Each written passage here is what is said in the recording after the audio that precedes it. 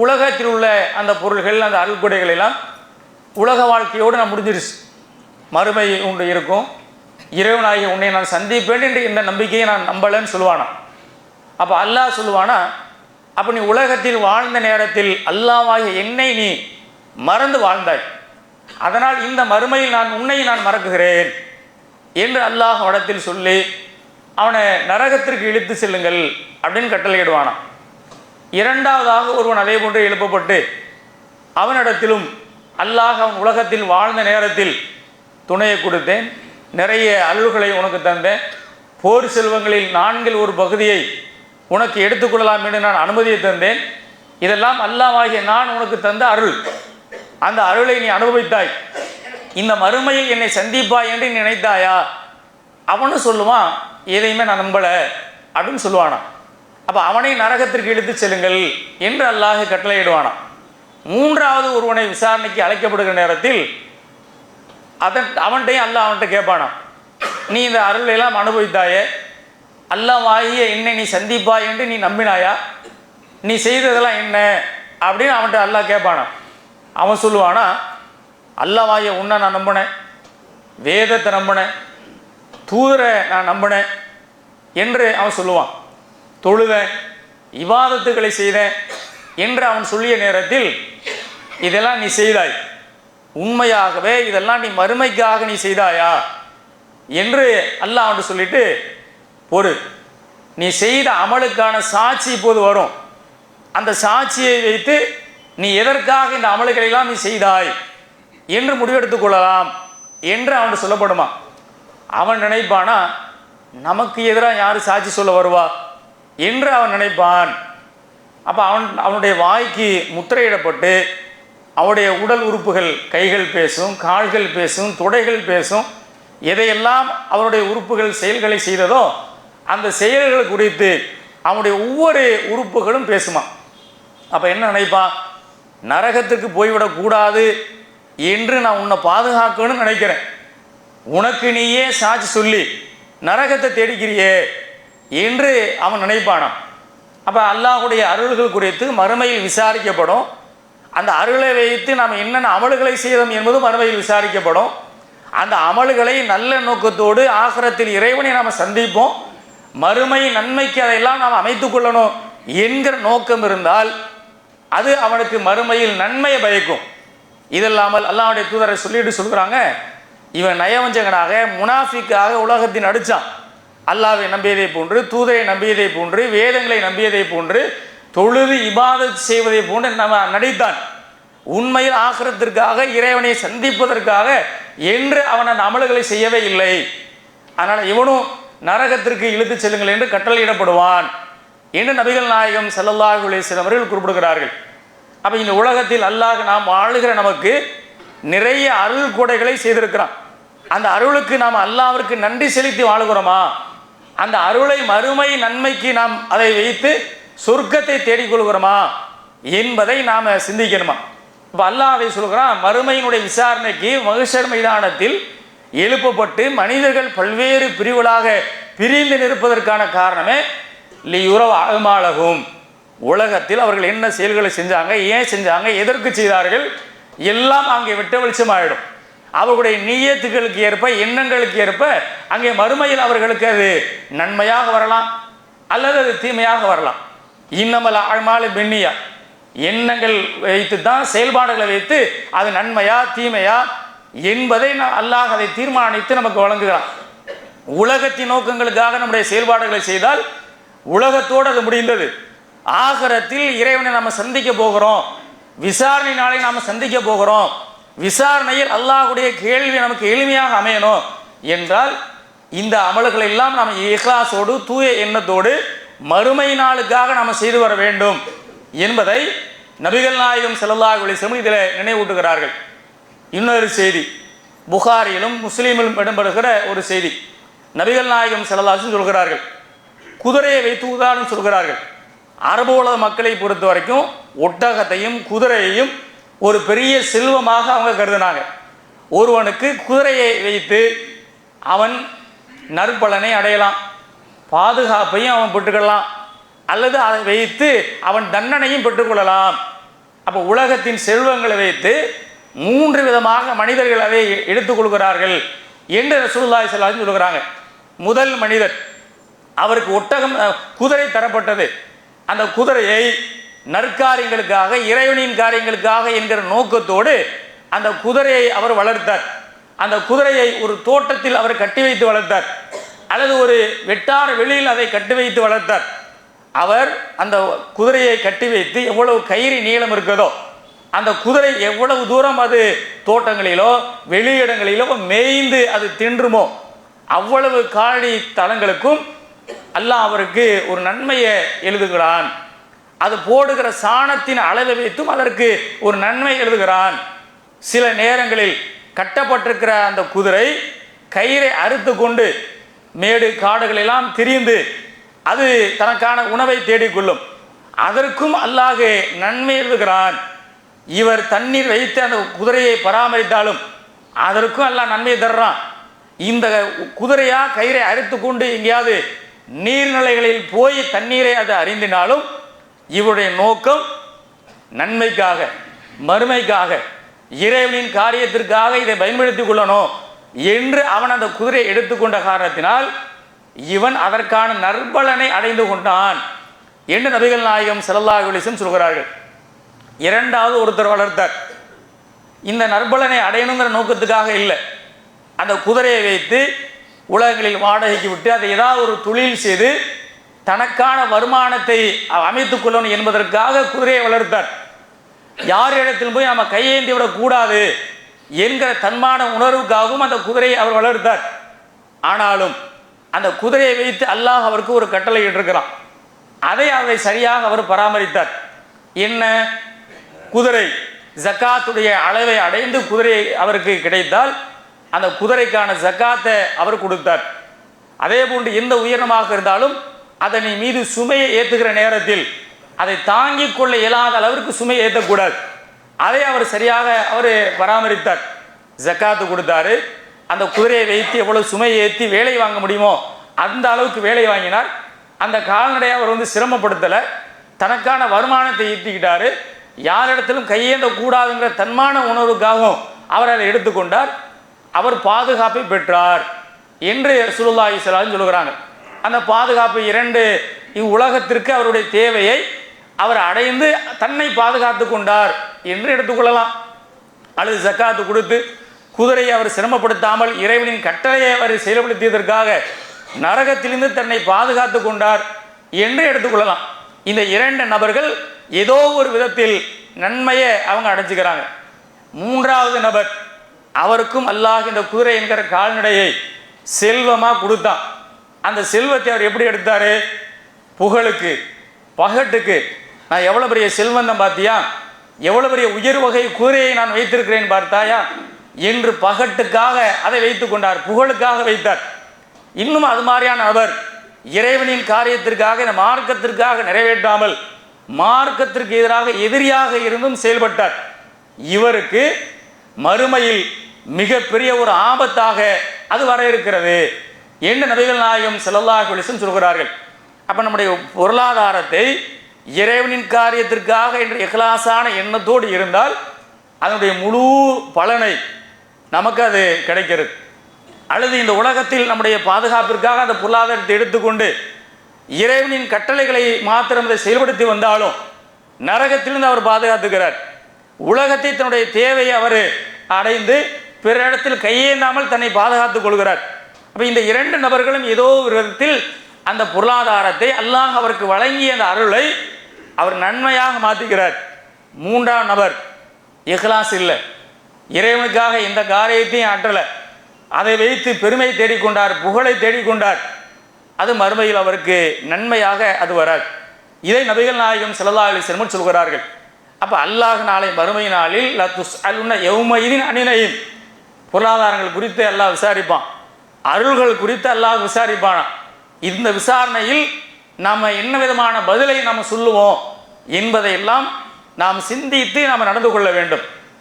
அல்லாஹ்வுடைய தூதர் அவர்கள் இன்னொரு அறிவுரையும், இந்த மறுமையில் அருள் கொடைகள் ஏதோ பெருசாக அல்லாஹ் நமக்கு தந்தாதான் அதைத்தான் மறுமையில் விசாரிப்பான்னு எடுத்துக்கொள்ளக்கூடாதான். அல்லாஹ் வழங்கிய சிறிய அருளாக இருந்தாலும் அதுவும் மறுமையில் விசாரிக்க வருமா. முஸ்லீமில் இடம்பெறுகிற இன்னொரு ஆதாரபூர்வமான ஒரு செய்தி.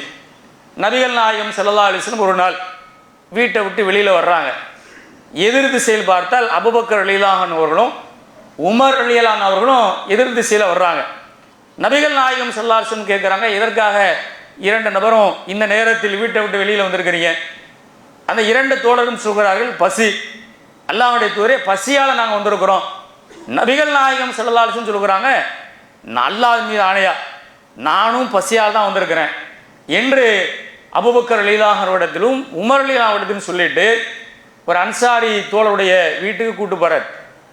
அவர் கொஞ்சம் வசதியாக உள்ள ஒரு தோழர், ஆடு வச்சிருக்கிறாரு, பேரித்தம்பழம் தோட்டம் வச்சிருக்கிறாரு. அந்த தோட்டத்தில் சுவையான நீர் உள்ள கிணறு இருக்குது. அந்த தோழருடைய வீட்டுக்கு நபி ஸல்லல்லாஹு அலைஹி வஸல்லம் அழைச்சிட்டு போகிறாங்க. அங்கே போய் பார்த்தால் அந்த சம்மந்தப்பட்ட நபி தோழர் இல்லை, அவருடைய மனைவி தான் இருக்கிறாங்க. அவர் இப்போ தான் வெளியில் போனார், வீட்டில் இருங்க வந்துடுவாருன்னு இருக்க வைக்கிறாங்க. வெளியில் சென்ற அந்த நபி தோழரும் இந்த மூன்று நபர்களையும் தன்னுடைய வீட்டில் பார்த்துட்டு, இன்றைய தினம் சிறந்த நல்ல விருந்தினர்களை நான் என் வீட்டில் பார்த்துட்டேன் என்று அல்ஹம்துலில்லாஹ் என்று அல்லாஹ்வை அவர் புகழ்கிறார். புகழ்ந்துட்டு சாப்பிடுவதற்காக அவருடைய தோட்டத்தில் போய் கனிந்த கனியாத செங்காயெல்லாம் பேரித்தம்பழங்களை கொண்டு வந்து கொடுக்குறார். அதே போன்று அவருடைய கிணத்தின் நீரிலிருந்து நல்ல தண்ணீரை கொண்டு வந்து கொடுக்குறார். நபிகள் நாயகம் ஸல்லல்லாஹு அலைஹி வஸல்லம் அவர்களும் அபூபக்கர் உமர் இரண்டு நபர்களும் சாப்பிட்றாங்க. அவர் ஒரு ஆட்டை அறுக்கிறதுக்கு எந்திரிச்சு போகிறார். அப்போ நபி ஸல்லல்லாஹு அலைஹி வஸல்லம் சொல்லுறாங்க, பால் தர ஆட்டை அறுத்துறாத, ஏன்னா பாலும் அவங்களுக்கு ஒரு முக்கிய உணவாக பயன்படுது. பால் தர ஆட்டை அறுத்துட்டா உணவு தேவைக்கு சிரமமாக போயிடும். அதனால் பால் தர ஆட்டை விட்டுரு, பால் தர ஆட்டை அறுப்பதை நான் உன்னை எச்சரிக்கிறேன்னு எச்சரிக்கிறாங்க. அவர் போய் ஒரு ஆட்டை அறுத்து விருந்து கொடுக்குறாங்க. மூன்று நபர்களும் சாப்பிட்றாங்க. சாப்பிட்டதற்கு பிறகு நபிகள் நாயகம் ஸல்லல்லாஹு அலைஹி வஸல்லம் சொல்கிறார்கள், எதுவுமே கிடைக்கல, பசியாக வந்தோம், தாகத்தால் வந்தோம்.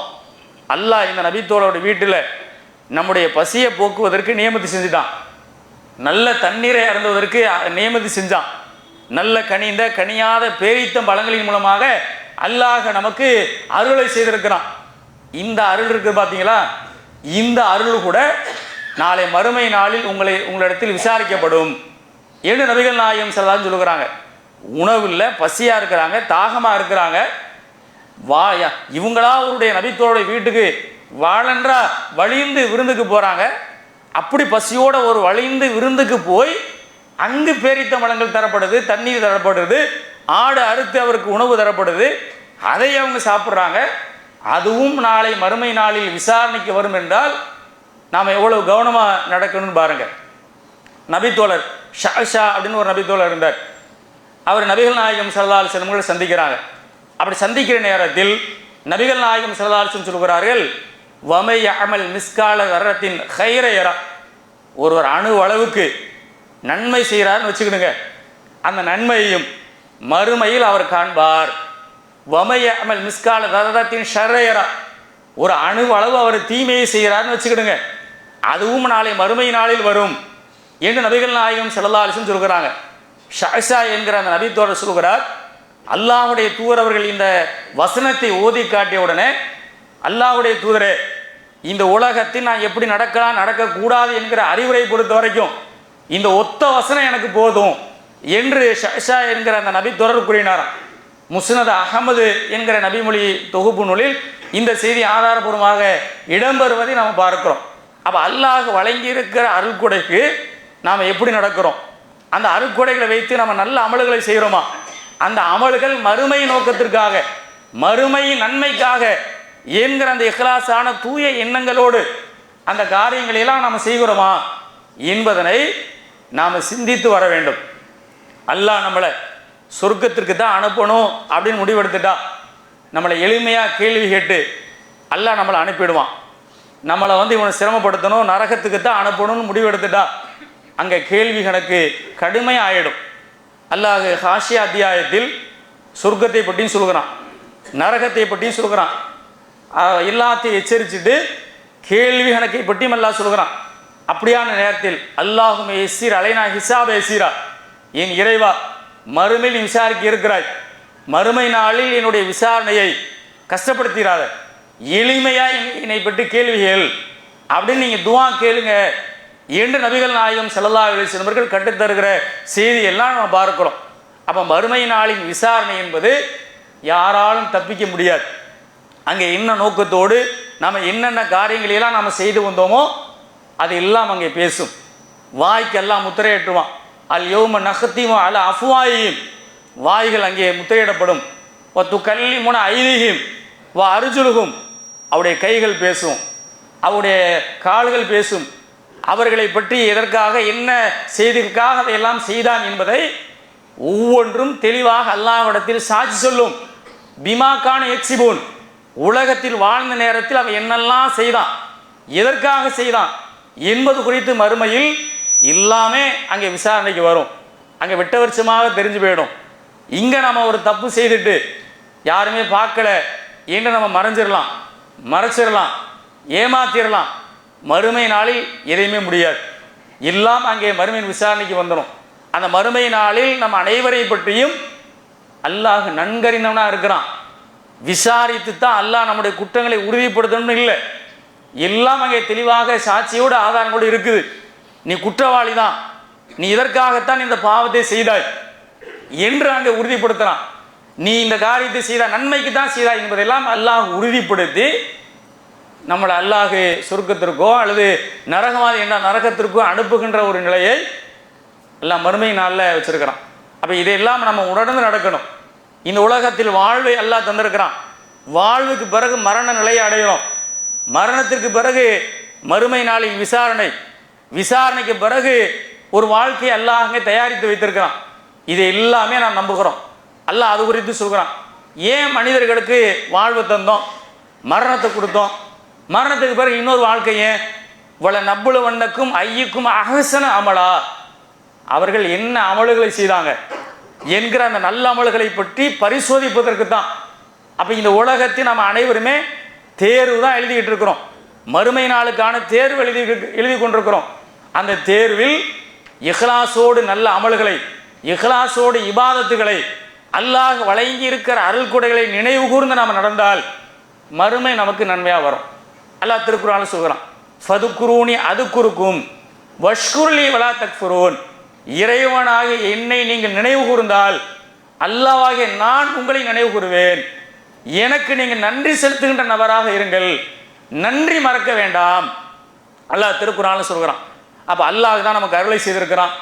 அல்லாஹ் தேர வேறு இறைவன் இல்லை, அவனையே வணங்கணும், ஆகிரத்திற்காக நிறைய நன்மைகளை செய்யணும் என்ற இறை நினைவு நம்முடைய ஒவ்வொருடைய உள்ளத்திலும் இருந்தால் அல்லாஹ் நம்மை நினைவு கூர்ந்து அதற்கெல்லாம் நன்மையை மறுமையில் நமக்கு தருகிறான்.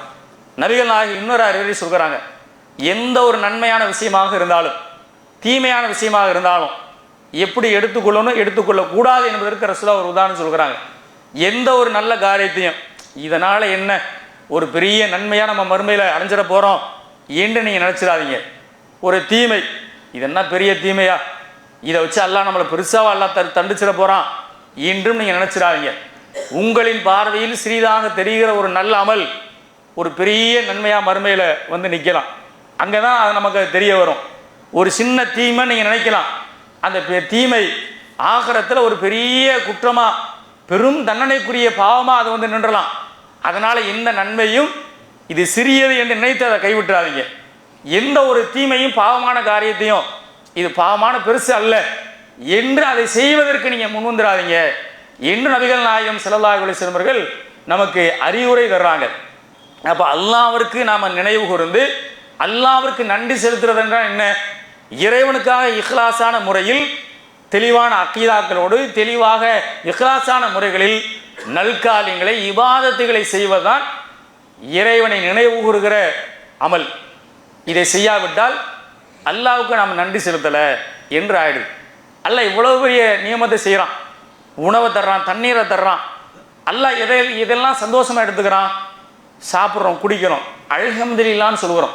அல்லாஹ் இதை சந்தோஷப்படுறானா, என்னுடைய அடியான் அவனுக்கு நான் நியமத்து உணவு தந்தேன், தண்ணீர் கொடுத்தேன், என்னை நினைவு கூர்ந்து என்னுடைய அடியான் என்னை புகழ்ந்துட்டான் என்று இறைவன் சந்தோஷப்படுகிறான் என்று நபிகள் நாயகம் ஸல்லல்லாஹு அலைஹி வஸல்லம் சொல்கிறாங்க. சாப்பிட்டுட்டு அல்ஹம்துலில்லாஹ் சொல்கிறது பெரிய சிரமமான காரியம் இல்லை, சின்ன ஒரு காரியம்தான். ஆனால் அதை கண்டு அல்லாஹ் மகிழ்ச்சி அடைந்து நமக்கு நன்மை தருகிறான் என்றால் நம்மிடத்தில் இருக்கக்கூடிய சின்ன அமல்களை கூட அல்லாஹ் கணக்கில் எடுக்கிறான். நாம் செய்கிற தீமைகளையும் அங்கே கணக்கிடப்படுகிறது.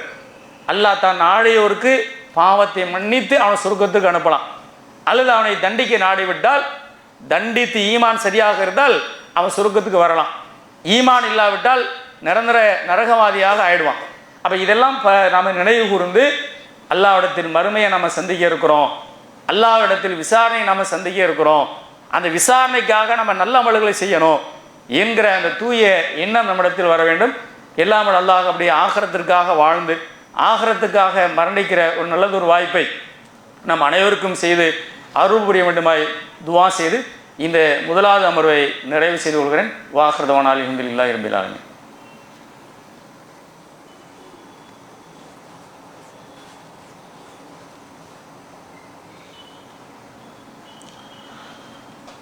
அஸ்ஸலாமு அலைக்கும் வரஹ்மத்துல்லாஹ். அன்புள்ள சகோதர சகோதரிகளே, நாம் இந்த மேல்தளத்தில் ஜும்மா உரை இன்னபிற பயான் நிகழ்ச்சியெல்லாம் நம்ம செய்கிறோம். கீழ்தளத்திலையும் சகோதர சகோதரிகள் இந்த நிகழ்ச்சிக்காக வர்றாங்க. அப்படி வர்ற நேரத்தில் இங்கே பேசப்படுகிற செய்தியை ஆடியோ சரியாக கேட்கலை என்ற புகார் சில சகோதரர்கள் தெரிவித்தாங்க. அந்த அடிப்படையில் நாம் இங்கே பேசப்படுகிற செய்தி அவங்களுக்கு தெளிவாக அது போய் சென்றடையணும் என்கிற காரணத்திற்காக இங்கே உள்ளவங்களுக்கு தெளிவாக கேட்டுட்டு கீழே உள்ளவங்களுக்கு என்ன பேசுனாங்க என்பது சரியாக விளங்கலாட்டி அது ஒரு பயனுள்ளதாக அது அமையாது. அப்போ இதை நாம் சரி செய்யணும் என்று நிர்வாகத்தில் முடிவெடுத்து ஆடியோ, மைக்கு வயரு, ஸ்பீக்கர் பாக்ஸு எல்லாத்தையுமே நாம் புதிதாக வாங்க வேண்டியதை புதிதாக ஆக்கி சர்வீஸ் செய்ய வேண்டியதை சர்வீஸ் செய்து நாம் இப்போ புதுசாக வச்சுருக்குறோம். இன்றைக்கி பயான் ஓரளவுக்கு தெளிவாக கேட்டுக்க நம்ம நம்புகிறோம். அப்போ இந்த வகைக்கு பொறுத்த வரைக்கும் கிட்டத்தட்ட 64,000 ரூபாய்க்கு மேலே நாம் செலவு செஞ்சு தான் அதை நம்ம சரி செய்திருக்கிறோம். இதை பொறுத்த வரைக்கும் இங்கு சொல்லப்படுகிற செய்தியை அங்கே உள்ளவங்க எல்லாரும் கேட்டு அவங்களுடைய வாழ்க்கையில் அதை நடைமுறைப்படுத்துகிறாங்கன்னு வைங்க. இந்த 64,000 ரூபாய் நம்ம செலவழித்தோம், அதற்காக பொருளாதார உதவி செஞ்சாங்க இல்லையா, அவர்களுக்கும் அந்த அமல்களில் ஒவ்வொரு நன்மை கிடைச்சிட்டே இருக்கும். எல்லாருமே இல்லை, யாராவது ஒரு ஆள் அமலை செய்கிறார், இதை கேட்டுட்டு போய் அவர் செய்கிற அமலிலும் அவருக்கு அல்லாஹ் எந்த குறையும் தந்துடாமல் அந்த பணிகளுக்காக செய்ததற்காகவும் நமக்கும் நன்மையை அடைந்து கொண்டே இருக்கும். நபிகள் நாயகம் ஸல்லல்லாஹு அலைஹி வஸல்லம் மாதிரி சொல்கிறாங்க, நன்மைக்கு ஒருத்தர் பரிந்துரைத்து நன்மையான காரியத்தை செய்துட்டா அவரின் மூலமாக எவ்வளவு மக்கள் அதை எடுத்து நடப்பாங்களோ அனைத்து மக்களுடைய நன்மையும் இவருக்கு எழுதப்படும். அதே நேரத்தில் ஒரு தீமையை வழிகாட்டிட்டோம் அப்படியானால் இந்த தீமையை எவ்வளோ காலத்துக்கு எவ்வளோ மக்கள் எடுத்துக்கிட்டு போவாங்களோ அவங்க செய்கிற பாவத்திலும் ஒரு தீமை இந்த வழிகாட்டிய நபருக்கு கிடைக்குதுன்னு சொல்கிறாங்க. அப்போ அந்த அடிப்படையில் நம்ம இங்கே மக்களுக்கு அறிவுரை சொல்லணும், மார்க்கத்தை சொல்லணும், மறுமையை சொல்லணும், இறைவனை பற்றிய செய்திகளை சொல்லணும் என்கிற நோக்கத்திற்கு தான் நாம் இந்த மர்கஸை பிடித்து நாம் நடத்திட்டு இருக்கிறோம். அப்போ இங்கே உள்ள மக்கள் மார்க்கத்தை தெளிவாக அறிந்து அவங்க அதன் வழியாக அதை செயல்படுத்துகிறாங்க என்றால் அதனுடைய நன்மை நமக்கு கிடைக்கும். அப்போ இந்த 64,000 ரூபாய் நம்ம செலவு பண்ணி அதை நம்ம செஞ்சுருக்கிறோம். இங்கே வந்திருக்கக்கூடிய சகோதர சகோதரிகள் முழுசாக ஏற்றுக்கிற சகோதரர்கள் இருந்தாலும் அதை ஏற்றுக்கிடுங்க. இல்லை, இந்த பணிக்காக எங்களால் இயன்ற பொருளாதாரத்தை நாங்கள் தர்றோம் என்று இந்த பணியினுடைய இந்த சிரமத்தை குறைப்பதற்கு உங்களால் இயன்ற இந்த பணியை இந்த பொருளாதார தேவைக்காக நீங்கள் வழங்குங்க. இந்த பொருளாதாரமும் நம்முடைய பாவங்கள் மன்னிக்கப்படணும், ஆகிரத்தை நமக்கு நன்மையாக அது வரணும் என்கிற அந்த நோக்கத்தோடு நாம் செயல்படுத்த வேண்டும். அல்லாஹ் திருக்குறானில் வாக்குறுதி தர்றான், அல்லாஹ்வுடைய பாதையில் நீங்கள் ஒன்றை செலவழித்தால் 1க்கு 10ஆக, 1க்கு 100ஆக, 1க்கு 700ஆக, தன் நாடியோருக்கு இன்னும் பன்மடங்காக அல்லாஹ் அதை அதிகப்படுத்தி தருகிறான் என்று அல்லாஹ் திருமறை குரானில் நமக்கு சொல்லி காட்டுகிறான். அப்போ இஹ்லாஸான முறையில் நாம் செலவழிக்கக்கூடிய அது 1 ரூபாயாக இருந்தாலும் அதற்கு நமக்கு மறுமையில் நமக்கு நன்மை இருக்குது. அப்போ அல்லாஹ்வுடைய பொருளாதாரம் குறித்து நமக்கு மறுமையில் விசாரணைக்கு வருது. அந்த பொருளாதாரத்தை ஹலாலான முறையில் நாம் சேர்த்தோமா, அல்லாஹ்வும் அல்லாஹ்வுடைய தூதரும் வழிகாட்டிய முறையில் அந்த பொருளாதார ஈட்டிய முறை இருந்ததா, அந்த பொருளாதாரத்துக்கு இஹ்லாஸாக மறுமை நன்மைக்கு அதை நாம் அமைத்து கொண்டோமா, அல்லாஹ் இந்த அருளை நமக்கு வழங்கியதற்காக அவனுக்கு நம்ம நன்றி செலுத்துகின்ற அடியாராக இருக்கிறோமா என்பதையெல்லாம் நாம் சிந்தித்து பார்த்து நடக்க வேண்டும் என்பதை அழகாக நபிகள் நாயகம் ஸல்லல்லாஹு அலைஹி வஸல்லம் அவர்கள் நமக்கு அறிவுரை இருந்திருக்கிறாங்க. உடல் ஆரோக்கியம் குறித்து விசாரிக்கப்படும், அவன் சாப்பிட்ட தண்ணீர் குறித்து கூட மறுமையில் அங்கே விசாரணைக்கு வரும். எந்த ஒன்றுமே மறுமையுடைய விசாரணையிலிருந்து தப்பிக்கவே முடியாது. அதனால் நீங்கள் இக்லாஸாக தூய எண்ணங்கள் முறையில் நீங்கள் அல்லாஹ்விற்கு நன்றி செலுத்துகின்ற ஒரு அடியாராக இருங்கள் என்று நபிகள் நாயகம் ஸல்லல்லாஹு அலைஹி வஸல்லம் கூறிய அறிவுரை நசாயி என்கிற ஒரு நூலில் இடம்பெற செய்தியெல்லாம் நாம் பார்க்கலாம். அப்போ இதெல்லாம் நாம் நம்பி இருக்கிறோம். இல்லாமல் அல்லாஹ் நம்முடைய எண்ணத்தை தூய்மைப்படுத்தி நல்ல அமல்களை செய்து மரணத்திற்கு பிறகு நல்ல ஒரு வாழ்நிலையை ஏற்படுத்தி இதே போன்று சொர்க்கத்தின் நாளை சந்திக்கின்ற ஒரு நல்லதொரு வாய்ப்பை எல்லாமல் அல்லாஹ் நம் அனைவருக்கும் செய்து அருள் புரிய வேண்டுமாய் துஆ செய்து இந்த உரையை நிறைவு செய்கிறேன்.